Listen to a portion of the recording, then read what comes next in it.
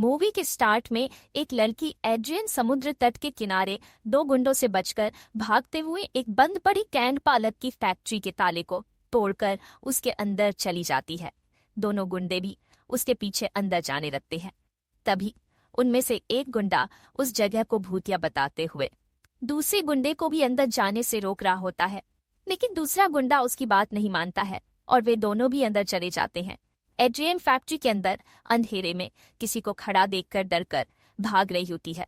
तभी गुंडे भी उसे ढूंढकर घेर लेते हैं, लेकिन तभी खाली पालक का एक कैन लुढ़क कर उनके पास आता है और अचानक अंधेरे से एक बड़ा आदमी एक गुंडे को अंदर खींच कर उसे दो हिस्सों में चीर देता है। फिर वह बाहर आकर दूसरे गुंडे की खोपड़ी कुचलकर उसे भी मार देता है। एड्रियन डरकर उसे मॉन्स्टर कहती है। तब वह जवाब देता है, मैं वही हूँ जो मैं हूँ, और फिर स्क्रीन ब्लैक हो जाती है। अब सीन शिफ्ट होता है और हम डेक्टर और उसकी दोस्त लीसा को देखते हैं। डेक्टर अपने कॉलेज असाइनमेंट प्रोजेक्ट के लिए एक प्रसिद्ध लेजेंड द सेलर मैन पर एक डॉक्यूमेंट्री बना रहा है। उसकी एक और दोस्त ओलिविया भी मदद करने वाली है। डेक्टर ओलिविया को पसंद करता है। ओलिविया भी इस urban legend the sailor man के बारे में जानने के लिए एक्साइटेड होती है। डेक्टर उन्हें बताता है कि लोगों का मानना है कि सेलर मैन आज भी किसी की तलाश में उन पुराने बंदरगाहों पर घूमता रहता है। लीसा और उसका क्रश सेथ भी डेक्टर के प्रोजेक्ट में हेल्प करने के लिए रात में उनके साथ उन्हीं बंदरगाहों और फैक्ट्री में जाने वाले होते हैं। दूसरी तरफ हमें उसी कैंट पालक फैक्ट्री के मालिक मिस्टर एलिस्टर दिखाए जाते हैं, जो फैक्ट्री बेचने के लिए एक ब्रोकर मार्गो से उसी फैक्ट्री में मिलते हैं। मार्गो मिस्टर एलिस्टर को बताती है कि उस फैक्ट्री को तोड़कर नया कंस्ट्रक्शन करने का प्लान बना रहे हैं, लेकिन समस्या यह है कि फैक्ट्री के नीचे जहरीला कचरा पड़ा है जो 20 साल से बही है। मार्गो कहती है कि लोगों ने सेलर मैन की डरावनी कहानियां भी सुन रखी हैं और इस वजह से क्लाइंट यहाँ नया प्रोजेक्ट शुरू करने से डर रहे हैं।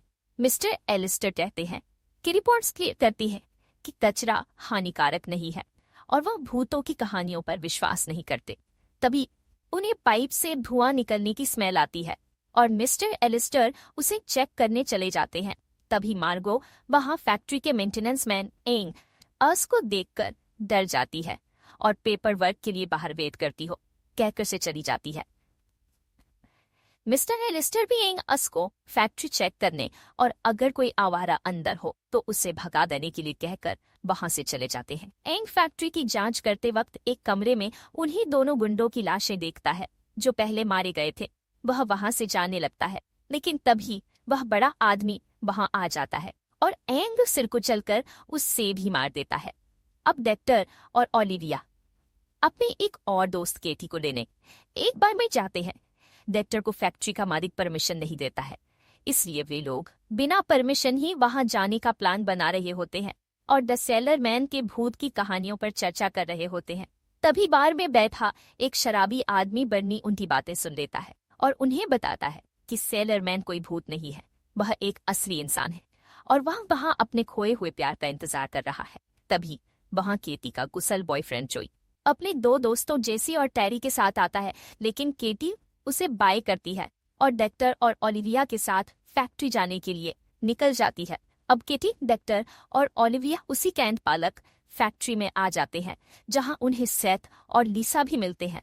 फैक्ट्री में लॉक लगा होता है, लेकिन ओलिविया एक नेल कटर से उस लॉक को खोल देती है। अब वे पांचों दोस्त फैक्ट्री के अंदर चले जाते हैं। दूसरी ओर केटी का बॉयफ्रेंड जोई और उसके दोस्त जेसी और उसी शराबी बर्नी की बातें सुनकर सेलर मैन की कहानी को सच मानकर केटी को बचाने के बहाने वहां जाने के लिए निकल जाते हैं। अब डेक्टर फैक्ट्री के सिक्योरिटी कैमरा वाला मॉनिटर ऑन कर देता है। केटी वहीं रुककर सिक्योरिटी कैमरास पर नजर रखती है। सेथ, लीसा और डेक्टर ओलिविया दो के ग्रुप में बटक कैमरा लेकर फैक्ट्री को एक्सप्लोर करने लगते हैं। उनकी कार्स देखती वह अपनी फाइल लेने फैक्ट्री के अंदर आ जाती है और फाइल लेकर जा ही रही होती है। उसे अंधेरे में एंग की सिर कुचली हुई लाश दिखती है। तभी सेलर मैन उस पर हमला कर देता है और उसकी खोपड़ी से कुछ बाल उखाड़ लेता है। फिर वह उसे उठाकर कचरा नष्ट करने की मशीन में डाल देता है और मशीन ऑन कर देता है। मार्गो वहीं दबकर मर जाती है। अब डेक्स्टर और ओलिविया को एक जगह एक लॉकर मिलता है ओलिविया उसे भी एक पिन से खोल लेती है। उसमें उन्हें कुछ कॉन्फिडेंशियल पेपर्स मिलते हैं। एक इंटरनेशनल रिपोर्ट को पढ़कर डेक्टर को पता चलता है कि फैक्ट्री को पालक के संक्रमण से लोगों को न्यूरोलॉजिकल इन्फेक्शन होने के कारण बंद कर दिया गया था। उन्हें पता चलता है कि मिस्टर एलिस्टर फैक्ट्री और उनके टाउन के इकलौते न्यूज़पेपर दोनों के मालिक हैं, इसलिए उन्होंने इस सच्चाई को दुनिया से छुपा दिया था। सेथ और लीसा भी उनके पास आ जाते हैं। वे सब लोग पाइप से आ रही धुएं की गंध को महसूस करते हैं और उसे ढंढते हुए एक रूम में जाते हैं। वहां दीवार पर उसका नाम लिखा होता है, पोपाई द सेलरमैन। दूसरी ओर के भी ऑफिस में पोपाई को देखती है और कहानी वाला सेलरमैन सच में है सोचकर वह डरकर भागते हुए वह अपने बॉयफ्रेंड जोई से टकराती है। जोई भी अपने दोस्तों के साथ फैक्ट्री में आ जाता है। कैटी उससे कहती है, हमें जल्दी यहाँ से भागना होगा, लेकिन जॉर्ज उसे डांटने लगता है। तभी वह पॉप आ जाता जैसे ही उसे चाकू से मारता है, लेकिन उस पर कोई असर नहीं होता। अब पॉपा आए अपने हाथों से जैसी कि दोनों आंखें फोड़कर उसे मार देता है। केपी की चीख सुनकर उसके बाकी दोस्त भी उसे ढूंढने लगते हैं। पोपाई टेरी का हाथ मोड़कर उसकी नसों को फाड़ देता है, लेकिन टेरी किसी तरह बचकर वहां से भागने लगता है। केपी को बिना मारे बाहर जाता है और एक बड़े एंकर को घसीटते हुए जैसी को ढूंढता है। फिर उसी एंकर से जैसी का सिर काट देता है। अब सेथ और लीसा भी अंदर टेरी की लाश को देखते हैं और डर कर छत की ओर जाने लगते हैं, लेकिन सेथ एक जगह से नीचे गिर जाता है और उसका पैर एक जाले की रॉड्स भी रखी होती है। लीसा उसे ढूंढते हुए वहां आ जाती है।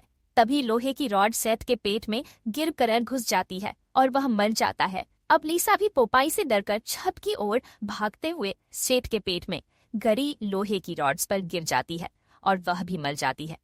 इसी दौरान डेक्टर और ओलिविया घूमते हुए पोपाई के ठिकाने पर पहुंच जाते हैं। वहां उन्हें पोपाई की पुरानी फोटो मिलती है। साथ में उसकी वाइफ और उसकी बेटी की भी फोटो होती है। वहां उसे उसकी वाइफ ऑलिव ऑयल का आईडी कार्ड मिलता है। वही रखे कुछ न्यूज़पेपर्स पढ़कर उन्हें समझ आता है कि पोपाई की वाइफ ऑलिव ऑयल ही इस फैक्ट्री में काम करते हुए पालक के संक्रमण का पर्दाफाश किया था। लेकिन उसके बाद वह कहीं लापता हो गई। तभी वहां पोपाई की आर्ट सुनकर वे दोनों एक दरवाजे के पीछे छिप जाते हैं। अब वे लोग पोपाई को अपने सामने देखते हैं। डेक्टर उसका वीडियो बनाने लगता है। पोपाई वही जहरीली पालक खाता है और वहां से चला जाता है। अब डेक्टर और ओलिविया भी बाकी सबको ढूंढते हुए वहां से भागने लगते हैं। उन्हें एक जगह सेथ और लीसा मरे हुए दिखते हैं। अब वे दोनों पोपाई की फैक्ट्री से बाहर जाने का रास्ता ढूंढने लगते हैं, लेकिन जैसे ही दरवाजा खोलते हैं पोपाई वही टेक्सचर का एक हाथ पकड़कर उसे ऊपर उठा लेता है। लेकिन ओलिविया चिल्लाती है, उसे छोड़ दो, और पापा उसकी बात मानकर डेक्टर को छोड़ देता है। ओलिविया तुरंत दरवाजा बंद कर देती है। वे दोनों एक जगह जाकर छिप जाते हैं। डेक्टर के हाथ की हड्डी टूट जाती है। ओलिविया उसे अपने मुंह पर कपड़ा रखने कहती है और फिर झटके से उसकी हड्डी सीधी कर देती है। ओलिविया डेक्टर से कहती है, मुझे लगता है कि पापा आए हमें मारना नहीं चाहता, वह बस अपनी जगह की रक्षा करना चाहता है। उसे पादपती इन्फेक्शन ने एक न्यूड बना दिया है। कहती है, हमें एक बार फिर से भागने की कोशिश करनी चाहिए। मुझे लगता है कि पापा आई हम पर हमला नहीं करेगा। तभी डेक्टर उससे पूछता है, तुमने पोपाई को मुझे छोड़ने के लिए कहा और उसने तुम्हारी बात मान लिया। डेक्टर समझ जाता है कि ओलिविया उससे कुछ छिपा रही है, लेकिन ओलिविया कहती है, हमें पहले यहाँ से बचकर निकलना होगा, और फिर डेक्टर को साथ लेकर फैक्ट्री से बाहर जाने का रास्ता ढूंढने लगती है। तभी सामने पोपाई आ जाता है। ओलिविया इमोशनल होकर उससे कहती है, आप जानते हैं ना पापा।